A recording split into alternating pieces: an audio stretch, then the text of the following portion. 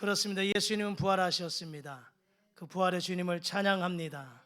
2024년 부활의 아침에 오늘 부활의 주님을 만난 많은 사람들처럼 여러분 모두가 부활의 주님을 만나셔서 부활의 소망을 가지고 남은 여생도 믿음으로 승리의 길을 걸어가실 수 있기를 우리 주님의 이름으로 축복합니다. 예수님의 부활은 온 인류에 주신 기쁨이요 소망입니다. 기독교는 부활의 종교이죠. 기독교는 빈 무덤의 종교입니다.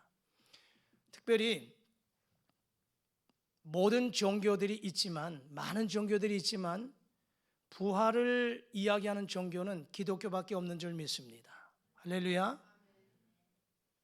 빈 무덤을 자랑하는 종교는 우리 기독교밖에 없는 줄 믿습니다. 할렐루야. 왜 그럴까요? 다른 종교는 부활이 없기 때문에 기독교에 대한 이 부활과 빈 무덤을 우리는 자랑하지만 그들은 부활과 빈 무덤을 자랑할 수 없다고 하는 것입니다. 종교의 창시자들 다 죽었습니다. 지금도 무덤 속에 있습니다. 그러기에 어떤 이들은 그들의 무덤을 자랑하지요. 하지만 우리 예수님은 부활하셨고, 그리고 지금까지도 빈 무덤인 우리에게 증거가 되어지고 자랑거리가 되는 줄 믿습니다. 그가 누우셨던 것을 와서 보라, 비어 있다는 것입니다. 그것은 그 자체는 예수님께서 부활하셨다고 하는 것을 우리에게 증거해 주고 있다는 사실입니다. 많은 사람들이 인간의 논리 여러 가지로 생각하면서 이 부활이라고 하는 것에 대해서 믿지 못하는 사람들이 있습니다. 어떻게 사람이 다시 살 수 있느냐라고 하는 것입니다. 어떻게 다시 살 수 있느냐. 그래서 부활에 대한 것들을 믿지 못하고 있습니다. 하지만 오늘 성경은 우리에게 분명하게 예수님은 부활하셨고 지금도 살아계시고 그 예수를 믿는 모든 백성들은 예수님과 같이 나중에 호련히 신령한 몸으로 다시 살 것을 우리에게 약속하신 말씀을 믿으시기를 주의 이름으로 축복합니다. 부활이라고 하는 이 헬라어 원어는 아나스타시스라고 이야기합니다. 아나스타시스. 이 말의 의미는 앞으로 다시는 죽지 아니하고 썩지 아니할 신령한 몸으로 다시 살아난다. 이것이 바로 부활입니다. 다시 말하자면 부활이라고 하는 것은 사람이 죽고 다시 살지만 영원히 사는 것을 부활이라고 이야기하는 것이에요. 성경에 보면 죽었다가 다시 살아난 사람들이 많이 있습니다. 예수님께서도 친히 그 친구 나사로가 죽었지만 죽은 지 나흘이 되어서 썩은 냄새가 나는 그 친구 나사로를 살려주셨습니다. 그것은 부활이 아니에요. 왜냐하면 그 나사로는 다시 죽었기 때문입니다. 이것은 부활이 아니에요. 성경에 많은 사람들 다시 죽었다가 살아난 기적을 경험했지만, 하지만 그러나 그들도 때가 되매 다시 죽었다고 하는 거지요. 부활은 이 말씀드렸던 것처럼 죽었다가 다시 살아나서 다시는 죽지 않고 영원히 사는 것이 부활이라는 것입니다. 우리 예수님이 바로 그 길을 걸어가셨어요. 친히 우리에게 그 길을 보여주셨습니다. 죽으셨지만 그 죽음은 예수님의 죄나 잘못이 허물이 있어서 죽은 것이 아니라 나의 죄 때문에, 오늘 저와 여러분의 죄 때문에 그 죄를 구속하기 위해서는, 대속하기 위해서는 그 죄를 누군가가 사해야 할 책임을 지고 있어야 되는데 그분이 바로 예수님. 그래서 예수님이 이 땅에 오셔서 저와 여러분의 모든 죄를 대속하기 위해서 십자가에 못 박혀 돌아가셨지만, 그러나 약속하신 대로 사흘 만에 다시 부활하셔서 잠자는 자들의 첫 열매가 되셨고, 그리고 우리에게 부활의 소망을 안겨주셨다 하는 것입니다. 그러므로 성경에 많은 이 기사들, 특별히 복음서를 통해서 예수 그리스도께서 다시 부활하셨다고 하는 이 사실을 우리가 눈으로만 볼 것이 아니라 내 마음으로 믿어 확신 가운데 부활의 삶을 살아갈 수 있기를 주의 이름으로 축복합니다. 그런데 현대 많은 신학자들, 많은 사람들은 예수님의 부활을 그저 역사적인 사건이 아니라고 부인하려고 하는 사람들이 많이 있다고 하는 것입니다. 그러나 여러분, 성경 곳곳에서 예수님의 부활이 역사적인 사실임을 우리에게 증거해 주고 있다는 것입니다. 예수님은 실제 인물입니다. 가상의 인물이 아니라 실제 인물, 사람의 몸으로 이 땅에 오셨고, 유대 땅 베들레헴, 이스라엘의 유대 땅 베들레헴에서 태어나신 것을 성경에선 명확하게 증거해 주고 있습니다. 그리고 죽었다가 다시 살아나셨다고 하는 것을 우리에게 말씀해 주고 있지요. 이 모든 것이 역사적인 사건이라고 하는 것입니다. 아무리 신학자들이 예수 그리스도의 부활을 부인하면서 역사적인 사건을 믿으려고 하지 않는다 할지라도, 그러나 예수님은 이 땅에 다시 부활하셨고 그것이 역사적인 사건으로 정확하게 우리에게 증거해 주고 있다는 사실을 믿으시기를 축복합니다. 마태복음 28장에 보면 예수님의 부활하신 그 아침에 부활의 사실을 목도하고 또 예수님의 부활을 증거한 사람들이 많이 소개되고 있습니다.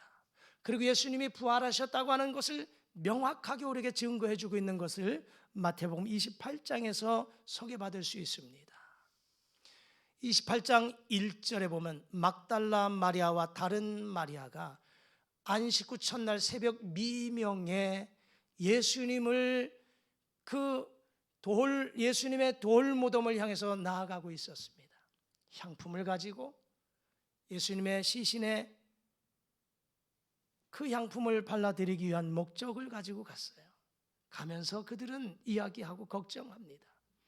돌무덤을, 어떻게 돌무덤을 누가 열어줄 수 있을까? 염려하고 걱정하던 이 여인들 앞에 천사가 나타났습니다. 그리고 부활의 예수님을 증거합니다. 너희가 예수 그리스도를 찾는 줄 아는데 그분이 바로 다시 살아나셨다. 여기에 와서 그의 누우셨던 것을 보라 하면서 빈 무덤을 제시해 주고 있습니다. 그 현장 속에서 예수님이 부활하셨다고 하는 사실, 빈 무덤이 예수님의 부활을 증거해 주고 있고요, 천사가 예수님을 부활하셨다고 하는, 예수님이 부활하셨다고 하는 것을 증거해 주고 있습니다. 그리고 수직하던 자들, 로마의 병사들이 돌무덤을 지키고 있었습니다. 왜냐하면 종교 지도자들, 제사장들, 장로들, 이들은 예수께서 살아계실 때 죽지만 다시 부활할 것을 말씀하신 것을 이들이 들었습니다. 만약에 예수님이 장례를 치르고 그 돌무덤에 수직 즉 병사들이 없다면, 그 무덤을 지키지 않는다면 그의 제자들이 와서 돌무덤 문을 열고 예수의 시신을 훔쳐가서는 예수께서 부활했다고 거짓 증언으로 선동할 것 아니겠느냐, 이렇게 해서 병사들을 돌무덤 지키게 했어요. 그런데 수직하던 자들이 예수님 부활한 그 모습을 목도하고 두려워 떨고 있었거든요. 그리고 그 병사들이 대제사장들과 장로들에게 가서 예수께서 부활하셨다고 하는 그 이야기를 전합니다. 그 이야기를 들은 지도자들이 병사들에게 돈을 주어요. 그리고는 나가서 우리가 졸며 잘 때 예수의 제자들이 와서 예수의 시신을 훔쳐갔다고 이야기하라고, 거짓 선동케 하라고 이야기하죠. 왜냐하면 예수께서 부활하셨다는 사실이 온 지역에 퍼지게 되면 더 이 확장되는 그 모습에 대해서 종교 지도자들이 걷잡을 수 없는 이 모습을 감당할 수 없기 때문이죠. 그래서 거짓말하게 만들었어요. 그 사실은 예수님이 부활했다고 하는 사실을 알고 있는 것이에요. 그러면서 천사들에 의해서 이 여인들은 빨리 제자들에게 가서, 예수님은 이미 갈릴리로 가셨으니 거기에 가서 예수님께서 제자들을 만나시기 위해서 그를 갔으니 제자들에게 가서 빨리 전하라는 거죠. 가서 예수님 거기서 만나라고, 예수님 부활했다고 전하라고 이야기하죠. 이 여인들이, 막달라 마리아와 다른 여인들이 그 예수님이 부활하신 소식을 제자들에게 알리기 위해서 가다가 부활의 주님을 만난 줄 믿습니다. 평안하뇨 샬롬을 외치시면서 우리 주님이 이 여인들을 만나 주셨다는 것이죠. 얼마나 놀라웠을까요? 얼마나 기뻤을까요? 놀라기도 하고 기뻐하는 그 마음 가지고 제자들에게 가서 예수님은 부활하셨다고 전하고 있거든요. 그러나 마태복음 28장에서 보면 예수님이 부활하셨다고 하는 이 확증의 사건과 사람들이 소개돼요. 막달라 마리아와 다른 여인, 그리고 천사, 그리고 무덤을 지키던 병사들, 그리고 대제사장들과 장로들, 그리고 빈 무덤, 그리고 직접 예수님이 부활하신 그 예수님이 나타나셔서 만나주셨다고 하는 사실입니다. 이런 모습만 보아도 예수님의 부활 사건은 역사적인 사건임을 우리에게 명확하게 증거해주고 있다는 사실을 믿으시기를 주의 이름으로 축복합니다. 예수님은 분명 죽으셨지만 다시 살아나셨습니다. 그런데 예수님의 제자 가운데서도 도마라고 하는 제자는 예수님의 부활을 믿지 못했어요.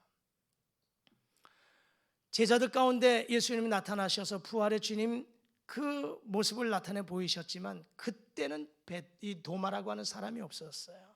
그래서 후에 제자들이 도마에게 우리가 예수님을 만났다, 부활의 예수님을 만났다 할 때 내가 내 눈으로 직접 보지 아니하고선, 내 손으로 만져보지 아니하고서는 그 부활의 주님을 내가 믿을 수 없다고 말했던 도마, 그 도마에게 여드레가 지나서 8일 후에 주님은 도마에게 나타나셨어요.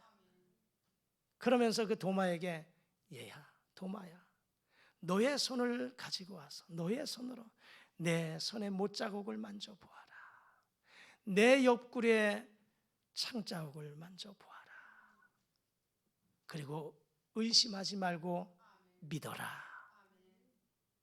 보고 믿는 자보다 보지 않고 믿는 자가 더 복이 있다고 주님께서 말씀하셨어요. 도마가, 그렇게 의심했던 도마가 직접 주님을 만나 뵙고서는 주님께서 살아 계셨음을, 부활하셨음을 그가 증거하는 삶을 사는 줄 믿습니다.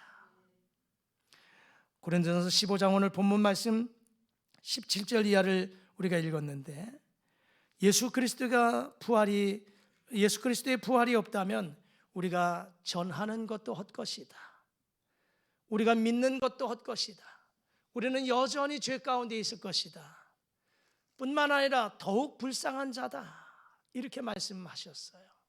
하지만 우리 주님은 부활하셔서 잠자는 자들의 첫 열매가 되어주셨다고 우리에게 부활의 소망을 안겨주셨음을 말씀해 주고 있습니다. 그렇습니다. 우리 예수님은 성경대로 죽으셨다가 성경대로 다시 살아나신 줄 믿습니다. 2024년 부활의 아침에 우리 모두가 부활의 주님을 확신하면서 나도 부활의 소망을 가지고 살아가실 수 있기를 주의 이름으로 축복합니다. 그러면 이 부활의 확신을 가지고 살아갈 우리 인생들, 어떠한 삶을 살아가야 될 것인가를 세 가지만 말씀을 나누기를 원합니다. 먼저는 우리에게 이김을 주시는 하나님을 잘 믿고 감사하며 살아가자 하는 것입니다. 고린도전서 15장 57절의 말씀에 보면 우리 자막과 함께 본문의 말씀 읽겠습니다. 자, 다 같이 읽겠습니다. 시작. 우리 주 예수 그리스도로 말미암아 우리에게 승리를 주시는 하나님께 감사하노니 아멘. 그렇습니다. 부활의 주님을 믿을 때에 우리에게는 두려움이 사라지고 그리고 승리할 수 있다는 사실입니다. 예수님의 제자들의 모습을 보십시오. 예수님 잡히실 때 그 제자들은 다 도망가 버렸어요.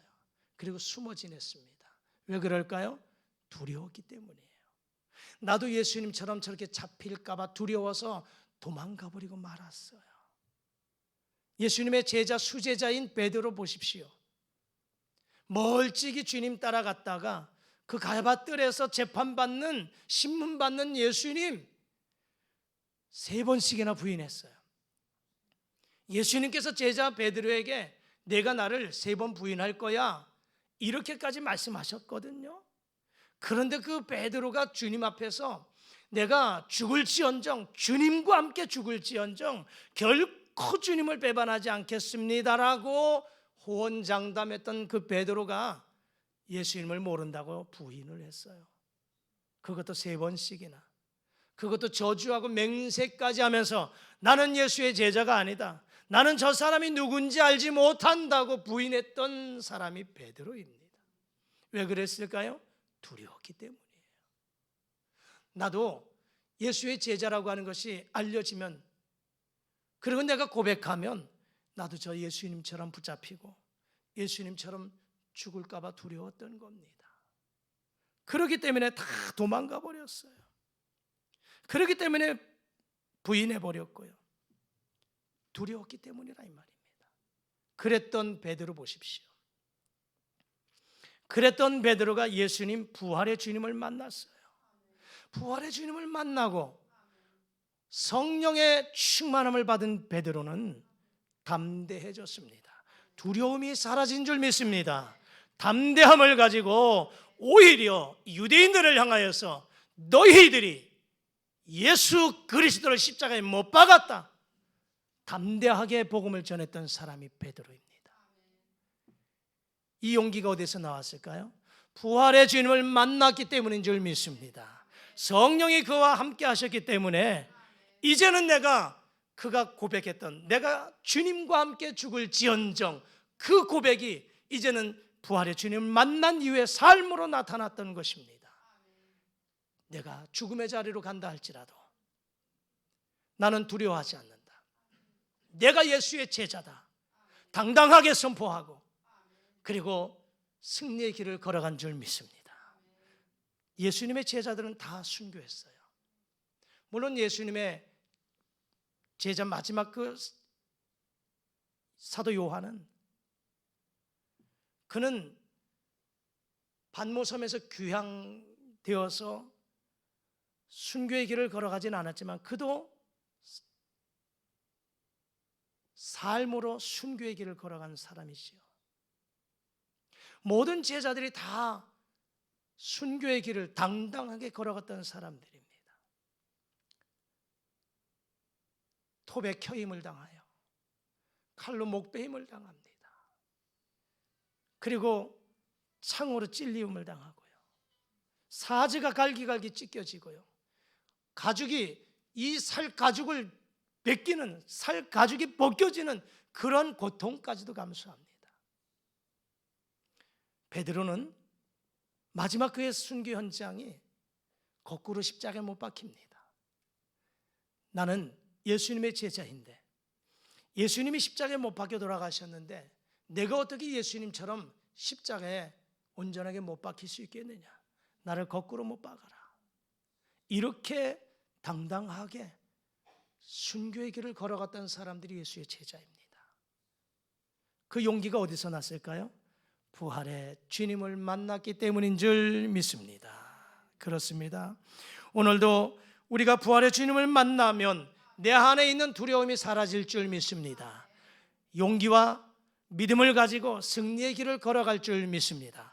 혹 이 시간에 여러분의 마음속에 여러 가지 두려움이 엄습해 있습니까? 두려움 가운데 있습니까? 그리고 이 제자들처럼 내가 예수의 제자가 아니다라고 이렇게 예수님의 제자임을 고백하기를 부끄러워하고 두려움 속에 그것을 숨기려고 하는 사람들이 있습니까?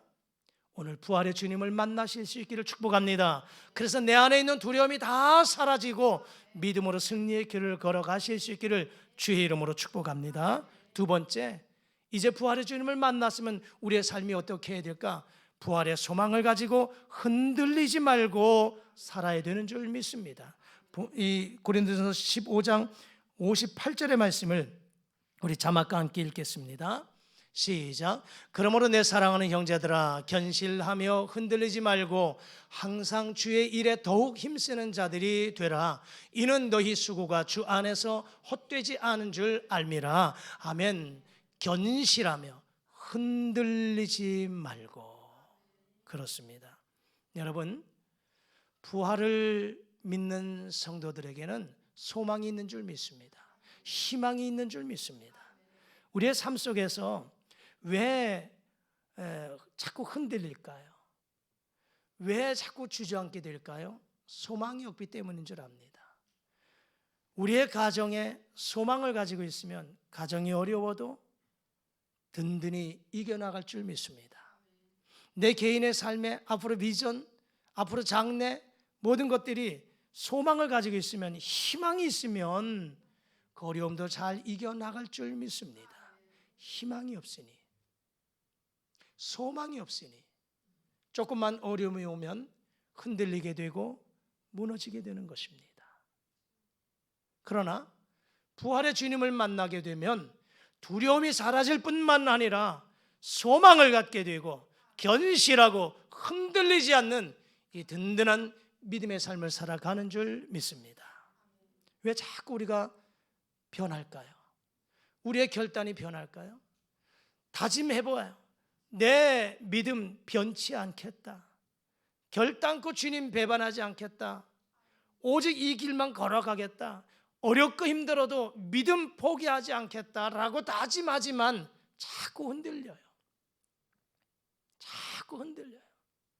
여러분, 자꾸 흔들리면 어떻게 해요? 나중에 뽑힙니다. 우리 몸에 있는 치아도 조금 흔들릴 때 바로 잡아줘야지. 요 흔들리는 거 자꾸 불편하니까 손이 가잖아요. 자꾸 손이 가요. 혓바닥이 가요. 이렇게 자꾸 하다 보면 조금씩 흔들리잖아요. 그 흔들림이 심하게 되면 나중에는 뽑혀 나갑니다. 뽑혀지죠. 그렇습니다. 우리의 믿음도 흔들릴 수 있어요. 우리의 믿음도 걱정, 염려거리가 있을 수 있어요. 하지만 처음에 그와 같은 모습이 있을 때 믿음으로 주님 붙잡고 부활의 주님을 의지하면서 우리의 희망을 놓치지 않으면 그 모든 어려움도 든든히 이겨나갈 줄 믿습니다. 그래서 여러분, 견실하십시오. 흔들리지 마십시오. 소망을 가지고 남은 여생도 승리하실 수 있기를 주의 이름으로 축복합니다. 마지막 세 번째, 부활의 주님을 만났으면 어떻게 삶을 살아야 될까? 이제 부활의 주님을 전하는 삶을 살자라고 하는 것입니다. 누가복음 24장에 가서 보면, 누가복음 24장 13절에서 31절까지 말씀 보면 예수님 부활하신 이후에 두 명의 제자가 그들이 예루살렘에서 엠마오로 내려가고 있습니다. 거리가 한 10km 정도 됩니다. 엠마오로 내려가는 이 도중에 두 제자가 이야기하는 그 도중에 부활하신 예수님이 그 제자들 옆에 나타나셔서 함께 동행하십니다. 그런데 이 제자들은 부활의 예수님을 알지 못하는 거예요. 왜? 눈이 어두워져서 주님을 만나지 못하고 주님을 알지 못합니다. 깨닫지 못하는 거예요. 그런데 이 두 사람이 내려가면서 예루살렘에서 일어났던 일들, 즉 예수님이 죽으셨다, 부활하셨다, 이런 이 사실에 대해서, 이 사건에 대해서 주고받고 이야기를 하는 것입니다. 우리 주님은 다 그 이야기를 들으시는 거죠. 이제 날이 저물어서 어느 한 집에 들어가서 식사를 하십니다. 주님도 함께 동행하셨어요. 그때 주님께서 식사하는 그 자리에 우리 주님께서 떡을 가지고 축사하시면서 그 제자들에게 나눠 주실 때 비로소 이 두 제자가 눈이 떠져서 부활의 예수님을 깨닫게 되는 거예요. 주님이시구나. 부활의 주님이시구나. 그런데 그 순간 주님은 그 자리에 계시지 않았다. 성경은 말씀합니다. 주님 만난 그 제자들이 어떻게 했을까요? 엠마오로 내려가지 않았습니다. 너무나도 감격스러워서, 너무나도 기뻐서 이 부활의 소식을 우리만 가지고 있어서는 안 되기에 전해야 되겠다고 하는 그 마음 가지고 다시금 엠마오로 향하던 그들이 예루살렘으로 올라가서 부활의 예수님을 선포한 줄 믿습니다. 그렇습니다. 이렇게 예수님을 만난 사람들은 그 부활의 예수님을 나만 가지고 있을 것이 아니라 세상에 나가서 전해야 되는 줄 믿습니다. 여러분 누가복음 24장 33절에서 35절까지 자막에 우리 다 같이 말씀을 한번 읽어보실까요? 자, 시작. 곧 그때로 일어나 예루살렘에 돌아가 보니 11 제자 및 그들과 함께한 자들이 모여 있어 말하기를 주께서 과연 살아나시고 시몬에게 보이셨다 하는지라. 두 사람도 길에서 된 일과 예수께서 떡을 떼심으로 자기들에게 알려지신 것을 말하더라. 아멘. 두 사람도 길에서 된 일과 예수께서 떡을 떼심으로 자기들에게 말씀해 주신 것들, 그 모든 것을 제자들에게 전하였다는 것입니다. 여러분, 기쁜 소식은 나 혼자만 가지고 있으면 안 되잖아요. 좋은 소식은 함께 공유하는 것이 은혜가 되는 줄 믿습니다. 그 좋은 소식이 뭐고 기쁜 소식이 무엇일까요? 예수님께서 부활하셨다는 사실입니다. 그 부활의 소식을 여러분만 가지고 있을 것이 아니라 여러분이 감격하고 기뻐하는 그 부활의 소식을 이제는 누구에게 먼저 가정에 돌아가서 믿지 않은 내 남편, 믿지 않는 내 아내, 믿지 않는 내 자녀들에게 전하십시오. 오늘 계란을 하나 드릴 거예요. 그거 여러분 맛있게 까드시라고 드리는 거 아니에요. 물론 맛있게 드십시오. 하지만 그것 우리 주님 부활의 소식을 가족들에게, 친구들에게 전하라고 하는 것입니다. 나의 말 한마디, 내 입에서 나가는 말 아무런 능력이 없는 것 같아도 성령이 역사하시면 그들의 마음속을 뒤집어 놓아서 그저 말 한마디, 예수님 부활하셨습니다. 당신도 부활의 예수님 만납시다. 예수 믿고 구원 얻으세요. 이 말 한마디 아무런 의미 없는 것 같아도 성령이 역사하시면 그들의 마음을 움직이실 줄 믿습니다. 하실 일은 하나님이십니다. 우리는 순종할 뿐입니다. 부활의 주님을 증거하는 우리 모두가 되시기를 주의 이름으로 축복합니다. 말씀 정리합니다. 2024년 부활의 이 아침에 예수님은 정확하게 말씀하신 대로 성경대로 죽으셨지만 성경대로 부활하셨습니다. 예수님의 부활은 역사적인 사건입니다. 부인할 수 없는 확실한 일입니다. 기독교는 부활의 종교요, 빈 무덤을 자랑하는 종교입니다. 부활을 믿지 못하는 제자들과 많은 사람들, 그들에게 우리 주님 직접 나타나서 보여주셨고 만나주셨고 만져보게 하셨고 그들과 함께 40일 동안 계시다가 승천하시면서 다시 오마 약속하셨습니다. 이제 이 부활의 주님을 나도 믿고 소망 가운데 어떻게 살아야 될까? 어떻게 살아야 될까? 오늘 말씀처럼 우리에게 이김을 주시는 그 하나님 앞에 감사하며 살아가십시오. 그리고 어떠한 어려움이 와도 흔들릴 수 있지만 그러나 견실하고 흔들리지 말고 소망 가운데 살아가실 수 있기를 축복합니다. 마지막으로 그 부활의 주님을 전할 수 있는 전도자의 삶을 살아가는 우리 모두가 되시기를 주의 이름으로 축복합니다. 기도하십니다. 2024년 부활의 이 아침에 우리 모두가 부활의 주님을 만날 수 있게 하옵소서. 아직도 부활의 의심을 가지고 있는 사람들이 있다면 도마를 만나 주셨고 의심했던 많은 사람들에게 만나 주셔서 확신을 주신 주님, 우리에게도 부활의 주님 확신 가운데, 소망 가운데 믿고 나아갈 수 있게 도와주옵소서. 이제 부활의 소망을 가지고 우리에게 이김을 주신 그 하나님 잘 믿고 감사하는 삶을 살아가게 도와주옵소서. 부활의 소망을 가지고 흔들리지 말고 견실하게 소망 가운데 살아가게 도와주옵소서. 부활의 주님을 증거하는 삶을 살아가는 우리 모두가 되게 하옵소서. 예수님 이름으로 기도드리옵나이다. 아멘.